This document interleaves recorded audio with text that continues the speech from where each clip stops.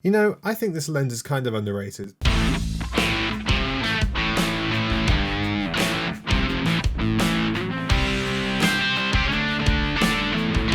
Welcome back to the channel, my name is Sam, and before we start I'd like to remind you all to please subscribe with notifications on if you haven't already.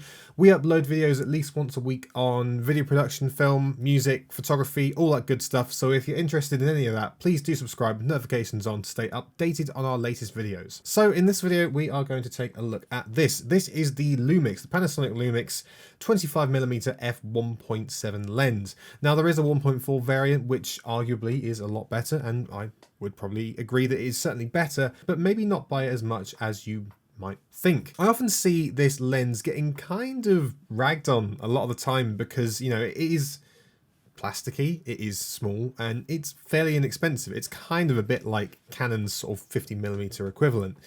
However, I don't think this lens is really all as bad as people make it out to be, and actually I would argue it's one of my favourite lenses. So as I mentioned, first things first, I will say that it is made of plastic. It does not feel as good as even this kit lens that I'm using right now, which is the 12-60 G Vario f3.5 to 5.6.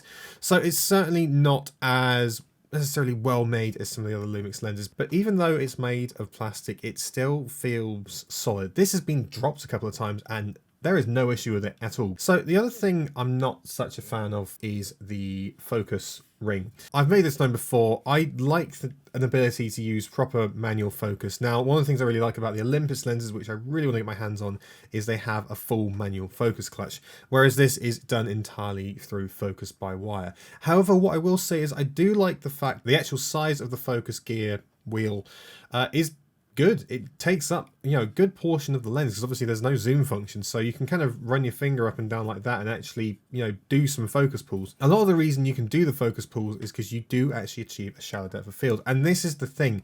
There's this whole thing, and you know, if you own a GH5 or another Micro Four Thirds camera, achieving a shallow depth of field is certainly harder than it is on APS-C, Super 35, full frame and beyond. It is just a fact that the smaller the sensor, the harder it is to achieve a shallow depth of field. However, it's not impossible, and actually it's quite doable. So when I was first using this kit lens, I was finding I wasn't quite getting the shallow depth of field I wanted.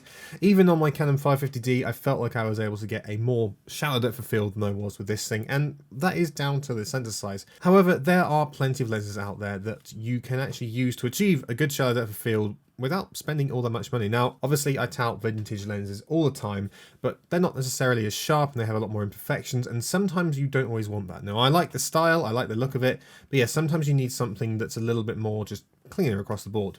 And that's where this thing comes in. So this is an f1.7 25mm lens, full frame equivalent. We're looking at around about 50mm and sort of f3.5-ish if it was a 50mm lens and a full frame.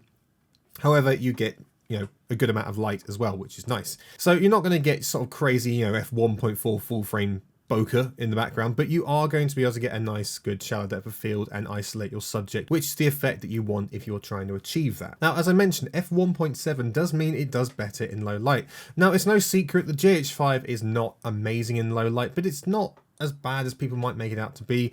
You can go to about ISO 3200 before it starts to really, you know, fall apart. And I've used this camera at low light quite a few times. Though that being said, I wouldn't want to use this kit lens in low light unless I really had to.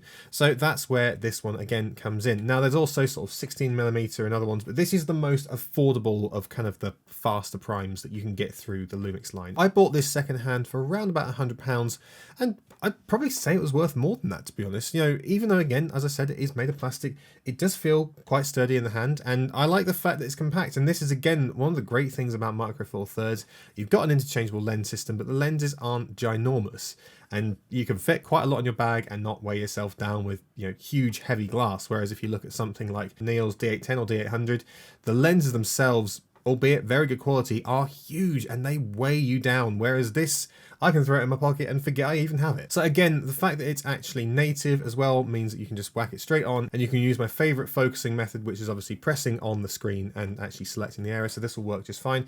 I've also found this works fairly well with the autofocus. Again, GH5 autofocus, it's not amazing, but it's okay, it's usable, and this will work. But that being said, I find if I'm shooting something like a wedding dance perhaps, which I usually like to use this one for, I can actually just find, use my finger on it and then actually pull focus, and it works pretty well because again, you've got a shallow enough depth of field. It's a lot easier to tell when things are and are not in focus compared to this one. If I try and manual focus with it and actually do focus pulls, because the depth of field is quite wide, it's actually not always obvious what is actually in focus, whereas with this one I found it a lot easier. And overall, the actual image coming from it I think is pretty decent. Again, I see a lot of people ragging on it, and perhaps it's not as good as some of its more pricey counterparts, but again, if you are in need of a fast prime a bit like this one, then I would say go for it. I mean, you can get them on eBay for £100 or less. I'm not sure how much in dollars, but I'm sure it'd be a kind of, $120, $150, and I would say it's well worth it. So I've used this lens quite a lot for weddings. I shot an entire project where the majority of it was done at night with this thing, and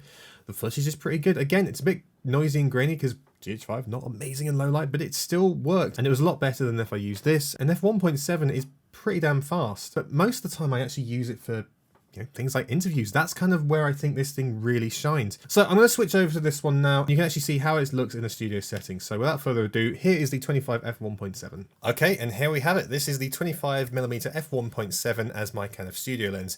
It's a bit tight in this setting because my studio setup isn't exactly spacious, but yeah, I think I really like the look coming out of this. You've got enough background blur that it really isolates the subject. As I said, I like to use this a lot for interviews. Obviously I'll be a bit further away than this and my hair is kind of filling the frame here. Yeah, I'd normally be a bit further away from this, but I think this lens works really well for interviews and talking headshots where you need to isolate the subject from the background. And again, having those extra stops of light in the aperture, it just means that you've got a little bit more to play with as far as sort of less than ideal lighting situations. So are there better prime lenses out there? Of course there are. This isn't the best one, and maybe this kind of bokeh isn't to everyone's tastes. I know, a lot of lenses produce different kinds of background blur and bokeh, but to me it looks nice. And again, the fact I only paid about £100 for it is pretty fantastic because I feel like the results I'm getting, I'm pretty damn happy with. So yeah, I'd highly recommend it. Whether if you're looking for something kind of more robust, I'd probably look at like the f1.4. It's a bit more expensive, but I think it looks that little bit better. But if you're just looking for a fast prime that doesn't cost too much but still has the quality of the Lumix brand, then yeah, this 25mm f1.7 is absolutely something you should consider. So yes, I hope you enjoyed that one. We're hoping to keep our schedule going over Christmas. We've got a few new ideas, a few new things to introduce. You'll see that over the coming weeks. And again, if you enjoyed this video, please do subscribe with notifications on, and we will see you in the next one. Goodbye.